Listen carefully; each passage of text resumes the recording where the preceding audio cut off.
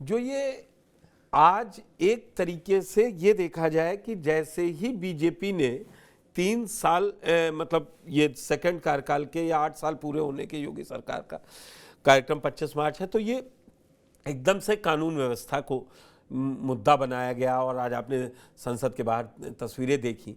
ये क्या है जो सबसे मजबूत पॉइंट है इस सरकार का? मैंने ओपनिंग में आपने सुना, मैंने कहा था उसके बावजूद अखिलेश उस पिच पे जाकर खेलना चाह रहे हैं कि वो ये बताना चाह रहे हैं ये सबसे खराब कानून व्यवस्था के ही मुद्दे पे है। लड़ाई 27 की ही है। कुछ तो सस्ता लो, सब बढ़िया लो, इसमें क्या खास बात है? थोड़े में ज्यादा स्वाद, यही तो है इसकी खास बात। प्रायोजक हैं cancer healer centre, a new beginning. देखिए चौहान साहब, याद कीजिए जब 2017 का चुनाव अखिलेश यादव हारे और उन्होंने पहली प्रेस कॉन्फ्रेंस की, उन्होंने कहा चुनाव विकास पर नहीं भावनाओं पर लड़ा जाता है। और ये बड़ी बात उन्होंने कही थी। निश्चित तौर से विकास बोलता है, जैसा मुद्दा वो लेकर के आए, अभियान चलाया, विकास बोलता है, काम बोलता है, विकास बोलता है। ठीक, अच्छा काम भी किया, लेकिन ये आपको देखना पड़ेगा। आप प्रदेश ने दूसरे प्रदेशों की भी आप राजनीति देखेंगे। सबसे छोटा सा एग्जाम्पल दे रहा हूँ को नोएडा से आगरा वाला एक्सप्रेसवे मायावती जी ने बनाया। जब चुनाव होता है 2012 में, तो इस रोड के आसपास की विधानसभा में नहीं जीत पाई। हाँ, सादाबाद से लेकर सब हार गए, अलीगढ़ और सबसे ज्यादा फायदा यहाँ के किसानों को हुआ।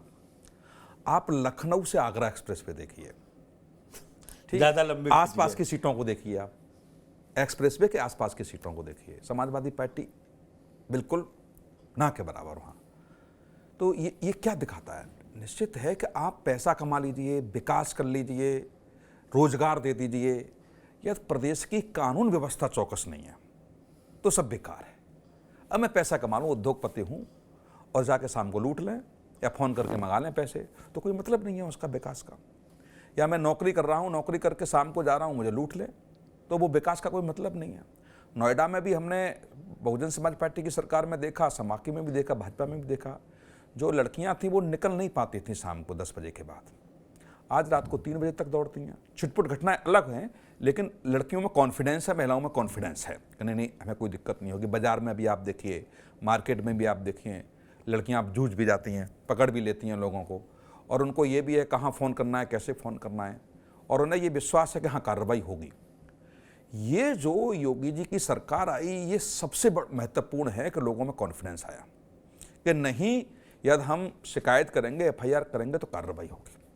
घटनाएं सबकी सरकार में होती हैं, सपा की सरकार में भी हुई, बसपा में भी हुई, बीजेपी पर। घटना के बाद कार्रवाई कितनी तेजी से हो रही है, ये महत्वपूर्ण है। घटनाएं रोकना महत्वपूर्ण इतना नहीं हो पाता, पुलिस इतना आपके पास फोर्स नहीं है कि आप एक एक व्यक्ति के पास लगा देंगे, लेकिन यदि पुलिस संवेदनशील है और संवेदनशीलता के साथ यदि आप उन घटनाओं को तत्काल, जैसे लखनऊ वाली घटना आप लीजिए, बहुत गंभीर मुद्दा था, 48 घंटे में इनकाउंटर हो गया उसका। अब कोई ये कहे कि वो ब्राह्मण था तो राजनीति नहीं हुई, यदि वो यादव होता तो राजनीति होती, ये पीछे चर्चा होती है। देखो, अपराधी अपराधी है और उसकी जात नहीं देखी, जाति नहीं दे। अब अखिलेश यादव जी कहीं यादव है तो वहाँ घूम आएंगे, मुसलमान है तो वहाँ घूम आएंगे, ब्राह्मण है तो वहाँ नहीं जाएंगे, ठाकुर है तो वहाँ नहीं जाएंगे, तो ये चलने वाला नहीं है। अपराधी अपराधी है, अपराधी के साथ खड़ा कोई राजनीतिक दल नहीं दिखना चाहिए। सबसे महत्वपूर्ण, और देखिए कि जो 8 साल पूर्ण होने पर जो योगी जी ने मीडिया के माध्यम से जो चीज़ें रखी प्रदेश के सामने, प्रेस कॉन्फ्रेंस करके जो बातें रखी, अखिलेश यादव पूर्व मुख्यमंत्री हैं, सत्ता के परिवार से आते हैं, 3 बार उनके पिताजी भी मुख्यमंत्री रहे, क्या विधिवत तरीके से बिंदुवार प्रेस कॉन्फ्रेंस करके जवाब नहीं देना चाहिए? गोलमोल जवाब आप दे रहे हैं, उस गोलमोल जवाब को प्रदेश की जनता नहीं समझेगी। यदि आपने जो चीज़ें रखी और आपको लग रहा है तो पॉइंट टू पॉइंट आप एक प्रेस कॉन्फ्रेंस 2 घंटे बाद हो जाती प्रेस कॉन्फ्रेंस, 4 घंटे बाद हो जाती, 6 घंटे बाद हो जाती प्रेस कॉन्फ्रेंस, लेकिन आप योगी जी ने जो भी कुछ कहा या उत्तर प्रदेश की जो सरकार है उन्होंने जो जनता के समक्ष रखा, उसका जवाब आप बिंदुवार करके प्रदेश की जनता के समक्ष रखते, जनता भरोसा करती। आपके पास वो जवाब नहीं है। दूसरी बात आप देखेंगे कि जो भी योगी जी ने आज विज्ञापन के माध्यम से जो बातें चीज़ें रखी हैं, सुबह मैं अखबार पढ़ रहा था, अखबार में मैंने देखा, एक भी चीज मुझे ऐसी नहीं लगी जो धरातल पर न दिखे। हर चीज को आप धरातल पर देख सकते हैं। अब वो 100% नहीं हो सकती, लेकिन 90%, 80% से भी कम नहीं है वो चीजें। वो धरातल पर चीजें दिखनी चाहिए। और ऐसा भी नहीं है कि सारा कुछ सब सही सही भारतीय जनता पार्टी कर रही हो, गलतियां भी हो रही होंगी, घोटाले भी खुल रहे हैं। जैसे अभी एक आईएएस को निलंबित किया, 11 आईएएस अब तक निलंबित हो चुके हैं। एक अवनीश अवस्थी पे भी जो नहीं, मैं कह रहा हूं वो आरोप भी लगे। क्या ये जो चीजें हैं, मुख्यमंत्री की तत्काल कार्रवाई भी ये दर्शाती है कि नहीं, यदि मेरे संज्ञान में कोई चीज आएगी तो मैं उनको कोताही नहीं बरतूंगा कार्रवाई करने में, चाहे वो मेरा कितना भी खास हो। यदि इन सब बिंदुओं को लेकर के अखिलेश यादव जी ट्वीट कर रहे हैं, बहुत सारी चीजें आपने कल भी देखा, परसों भी देखा, लेकिन ये नहीं देखा कि आपके कार्यकाल में इस देश ने एक ऐसे मुख्यमंत्री को रोते हुए मंच पे देखा, जो वीडियो सामने आया जहां पारिवारिक लड़ाई थी, ऐसा इस देश ने लिखा कि ऐसा निर्दयी मुख्यमंत्री पूरे देश में नहीं देखा होगा। असहाय मुख्यमंत्री, कुछ नहीं कर सकता मुख्यमंत्री, सब और सरकार चला रहे हैं, मुझे कुछ करने नहीं दे रहे हैं।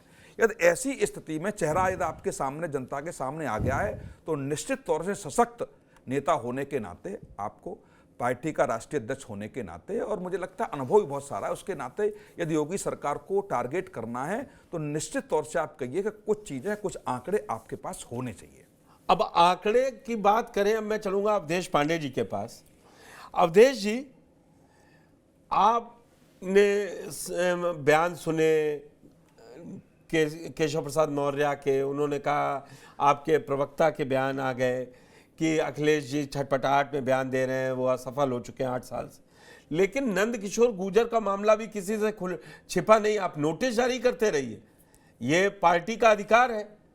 नंद किशोर गुर्जर ने क्या कहा कि मौजूदा मुख्य सचिव सबसे भ्रष्ट अधिकारी, पैसा कमा रहे, गौ हत्या हो रही, फर्जी मुठभेड़ पुलिस कर रही है, और मुख्यमंत्री से सारी चीजें छुपाई जा रही हैं। ये तो कोई और आरोप लगा नहीं रहा है, तो फिर अखिलेश को ये सदन में प्रदर्शन करने का मौका भाजपा नहीं दे रही है।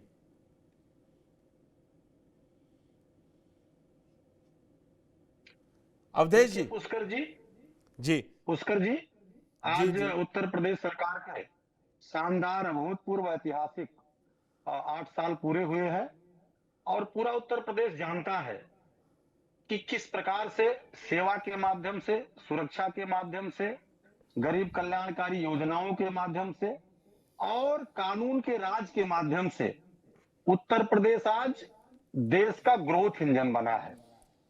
आज माननीय मुख्यमंत्री जी ने एक एक बिंदु को लेकर के प्रेस कॉन्फ्रेंस की है, और वो संकल्प जो चुनाव के अंतर्गत अपने वादे में भारतीय जनता पार्टी ने कहा था, एक एक करके उस पर बिंदुवार जनता के सामने उसकी चर्चा हुई है, और वो सारे संकल्प पूरे हुए हैं। जहां तक 12 से 17 की सरकार की बात है, तो एक ऐसा उत्तर प्रदेश था जो दंगों का प्रदेश था, नंद किशोर गुर्जर वाला मसला ही आप गायब कर दिए भाई। आपके लोनी के विधायक कोई, मैं आपके सवाल पर आ रहा हूं।